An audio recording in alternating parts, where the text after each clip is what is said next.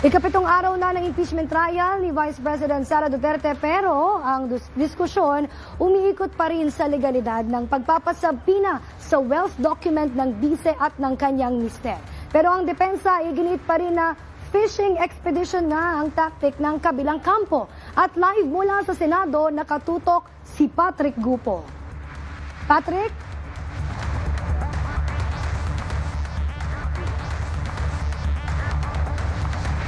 Patrick? Yes, Princess.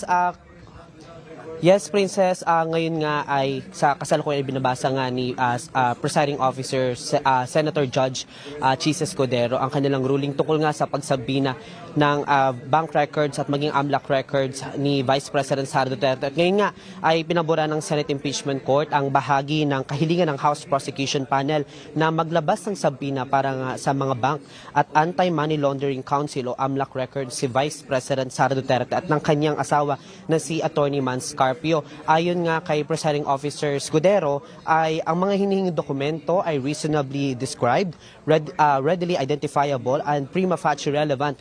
Kaya pinayagan ang paglabas ng sabina. Kasama rito yung mga records mula 2007 hanggang 2021 sa kabilayan ng pagtutol ng depensa. At bago nga yan ay ngayong araw ay naging sentro ng talakayan sa ikapitong araw ng impeachment trial ni Vice President Sara Duterte ang hilingan ng House Prosecution Panel na ipasabina ang mga bank, tax at AMLAC records ng Vice Presidente at ng kanyang asawa na si Attorney Mans Carpio. Muling iginiit ni House Prosecutor Akbayan Party List Representative Chel Jokno na mahalaga ang paglabas ng mga dokumentong ito para makita ang kabuang larawan ng umano'y unexplained wealth ng Vice Presidente. Ipinaliwanag ni Jokno na ang sabina ay hindi papagtanggap ng ebidensya kundi pag-uutos lamang ito na ilabas ang mga dokumento. Ang hiling lang po ng prosecution ay mailabas ang ebidensya pero wala pa po tayo dun sa punto kung tatanggapin ba nitong hukuman ang evidence na yun, kung siya po ay admissible o hindi.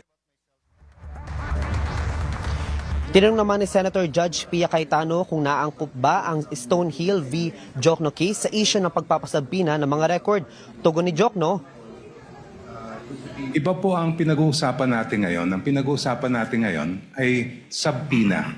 Hindi po ito license to enter an office or to search any place. Ito po ay mismong humihiling lang ng mga dokumentong nakasulat sa loob ng sabina. gate din ng prosecution na natugunan nila ang mga requirement ng relevance at materiality sa kanilang motion at hindi ito isang fishing expedition. Ayon pa kay Jokno, ang mga SALN at income tax return ng Vice Presidente ay parang snapshot lamang habang ang mga bank records ang magbibigay ng mas malawak na larawan ng kanyang mga financial transactions. We want to see the entire picture. Kaya po namin hinihingi yung BIR records, pati yung mga bank records, and even the Anti-Money Laundering Council records para makita po natin yung buong story as far as both the assets, liabilities, and net worth are concerned and the lawful and if there is unlawful income acquired by the respondent.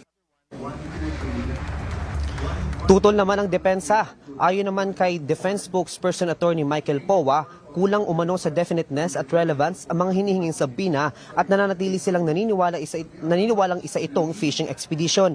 Iginit din ni Powa na ang mga transaction sa mga bank account ay hindi otomatikong nagpapatunay na yaman o net worth at ang mga records noong panahong si VP Sara ay Vice Mayor at Mayor ay hindi rin umano maaaring gamiting batayan sa impeachment.